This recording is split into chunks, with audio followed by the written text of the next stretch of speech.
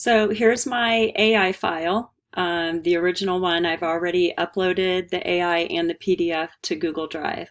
So the first thing I need to do is open my AI and go to File, Save As, and I'm going to change my title now. So now Alex did a hunter icon with text on his desktop, and it's an AI because he is adding text to his icon set now.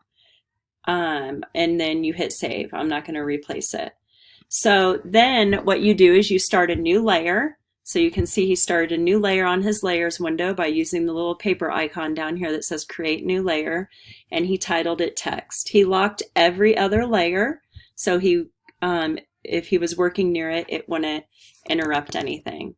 So I'm going to go ahead and turn his text on so you can see what he did. Notice he is not using Myriad Pro. If I click on it, it says that he used a Snell round hand regular 23 point.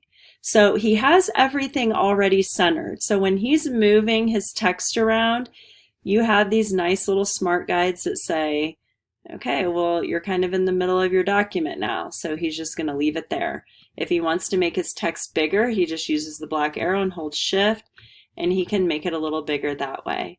And again, that's in the middle. When he moves the heels around, it's going to align with the bottom of the lipstick text. Again, shift, he can make it a little bit bigger.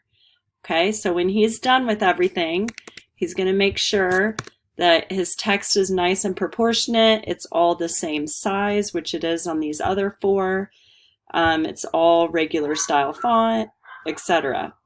So he's done. He's going to hit File, Save to save it as his AI.